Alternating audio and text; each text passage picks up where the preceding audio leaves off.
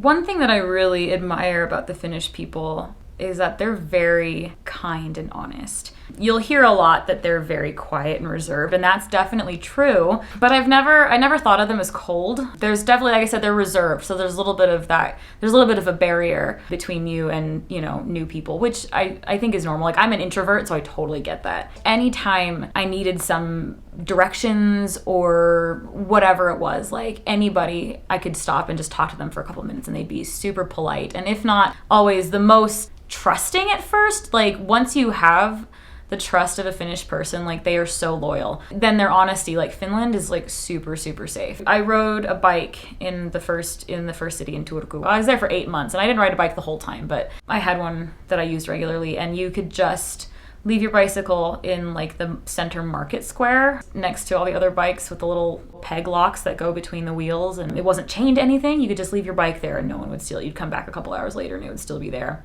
I don't think I ever met an angry Finnish person.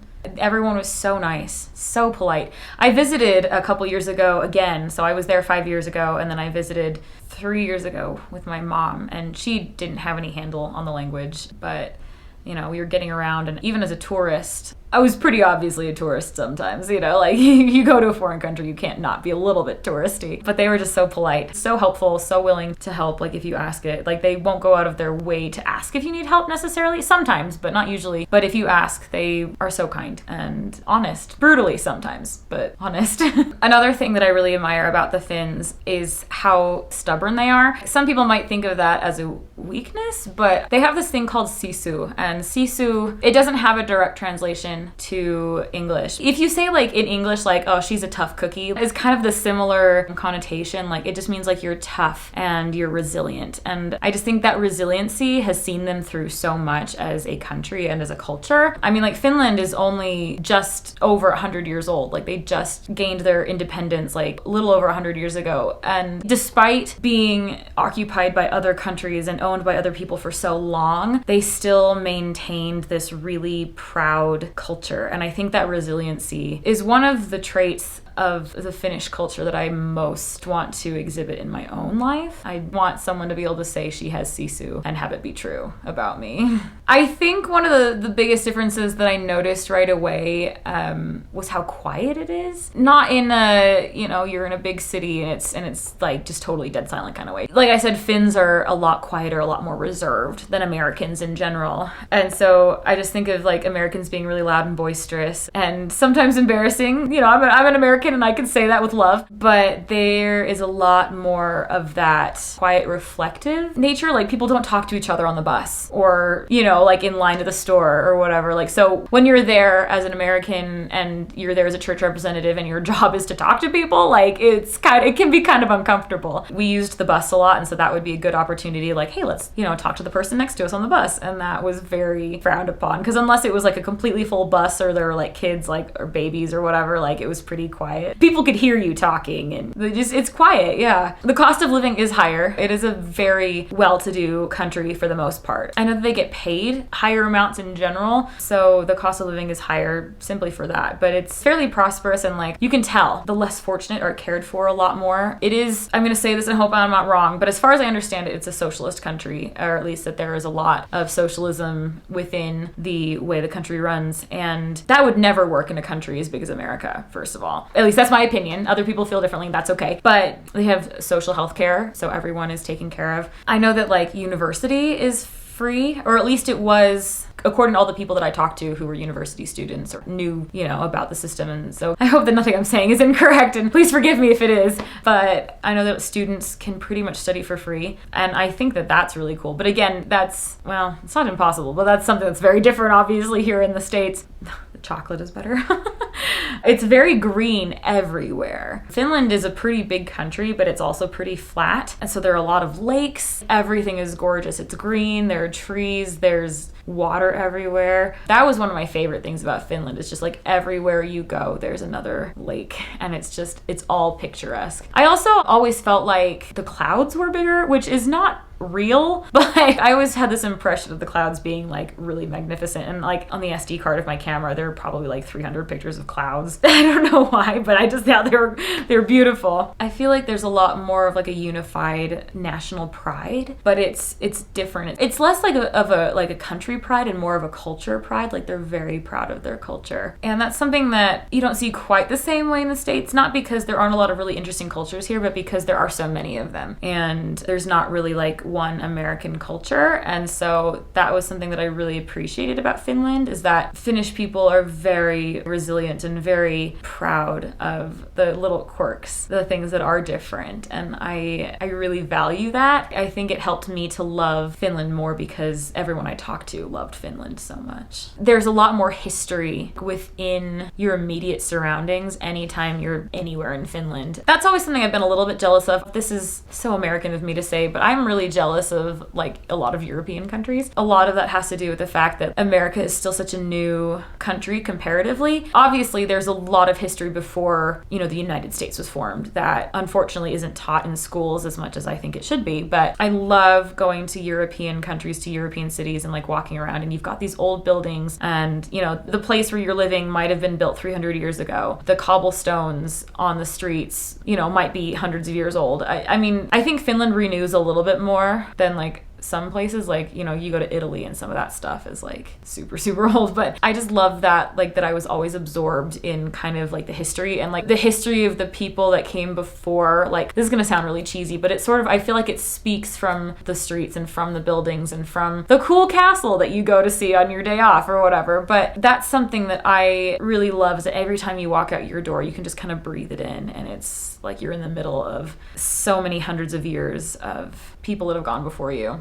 I really wish that it had been a super cold winter. I know that seems a little bit masochistic, but I love cold weather. Maybe not so cold that my fingers freeze off, but the coldest day that I experienced was negative 25 Celsius. If I remember correctly, I did the math, and that's like negative 13 Fahrenheit or something like that. It was below 0 Fahrenheit. I just know that it was cold. And, we would walk around outside and have our scarves like up around our faces and our hats and, gloves and big coats and stuff. You breathe into your scarf and the air comes up. And this didn't happen to me, but I got frost like on my scarf, but a couple of my friends got frost like on their eyebrows and eyelashes. And so a lot of the church representatives that I know have pictures in their camera rolls of pure white eyelashes just because their breath would freeze on their face. And during the winter, this doesn't happen so much in the United States, but like it does get darker, obviously, earlier in the winter. Like we just had daylight savings and it's like 4:00 and I'm like, gosh dang it, I want to go to bed. It's not that early, but in Finland, I was in Kuopio during the winter. I moved to Kuopio in October. I was there until the end of April. So I experienced the longest nights of the winter while I was in Kuopio. And, if you go further north, if you go up to like Oulu or to Rovaniemi, and Rovaniemi is right on the Arctic Circle, so that's where the cutoff is for like no daylight. But even in Kuopio, we had maybe 4 hours of daylight during the longest nights of the winter, like the shortest days of the winter. So you wake up, our schedule was that we woke up at 6:30 in the morning and exercised a little bit, ate breakfast, got ready for the day, and then we did studies. And we studied until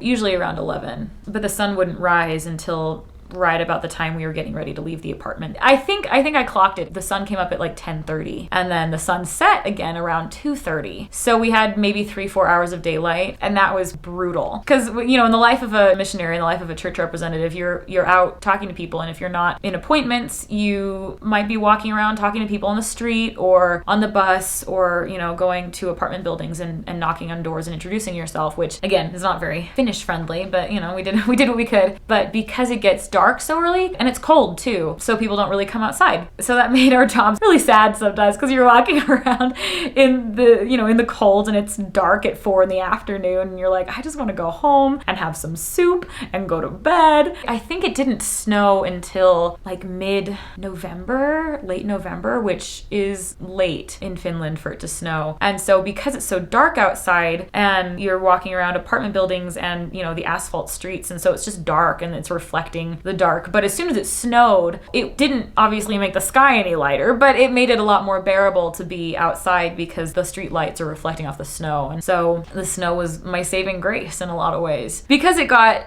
dark so early and stayed dark for so long, we had to use sun lamps in our apartments. There are lots of different kinds of sun lamps, but these were just kind of these like 1.5 feet tall, foot wide. Our supervisors, our mission president and them, they basically required us to use the sun lamps for at least 2 hours a day to make sure we were getting enough light and enough vitamin D. So we, wake up in the morning, we're exercising, we turn on our sun lamp, and there was one girl, one of the missionaries. I remember one morning she woke up and turned on the sun lamp and then just sat there and like put her arms around it and rested her face on it. She's like, it's so dark outside.